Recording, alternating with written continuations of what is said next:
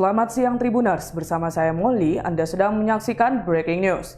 Seorang anggota DPRD Dairi Sitindaun melaporkan ke Polres Dairi atas dugaan kasus penipuan pupuk yang dialaminya. Sitindaun yang berasal dari fraksi Partai Demokrat melaporkan kejadian yang dialaminya bersama rekan-rekannya.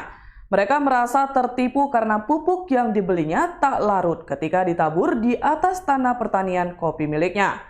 Setelah dipakai 2 minggu, pupuk tidak juga larut di tanah. Padahal biasanya tidak seperti itu. Dirinya merasa janggal akan hal itu, kemudian melakukan pemeriksaan pupuk di Kota Medan. Hasilnya, kadar fosfor dalam pupuk yang ia beli ternyata jauh dari standar pupuk pada umumnya.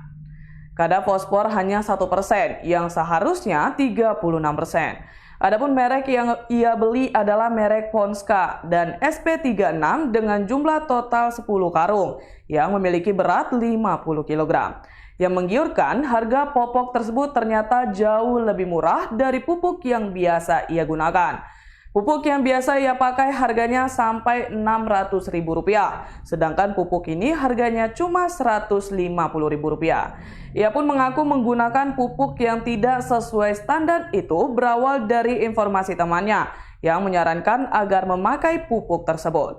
Dirinya pun meminta kepada Bupati Dairi agar lebih intensif dalam memeriksa setiap pupuk yang masuk ke Kabupaten Dairi, sehingga tidak banyak petani yang mengalami kerugian akibat memakai pupuk tersebut.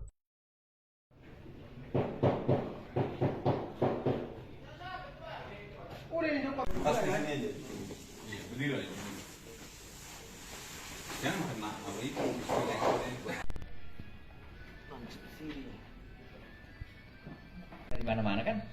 Pupuk non subsidi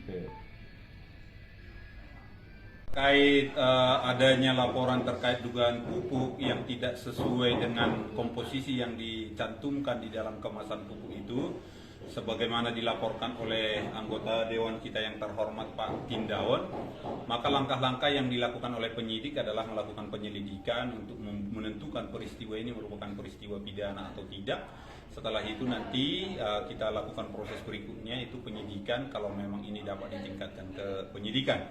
Tetapi kami sampaikan juga melalui kesempatan ini, tentu yang terutama bukan hanya proses hukum, yang terutama juga adalah bagaimana petani kita bisa dapat dilindungi.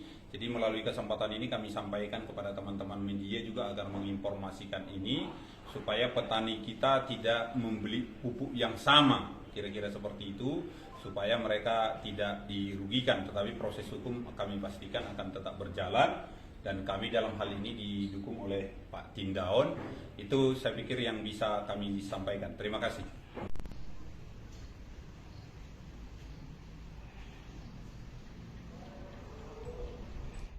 Sementara itu, Kasat Reskrim Polres Dairi AKP Rismanto J. Purba mengatakan pihaknya saat ini masih melakukan penyelidikan terhadap laporan tersebut. Adapun beberapa barang bukti milik korban sebanyak 2 karung sudah diamankan ke Polres Dairi guna dilakukan pemeriksaan lebih lanjut. Demikian Breaking News kali ini, nantikan terus informasi terbaru lainnya di Facebook dan kanal YouTube Tribun Medan TV.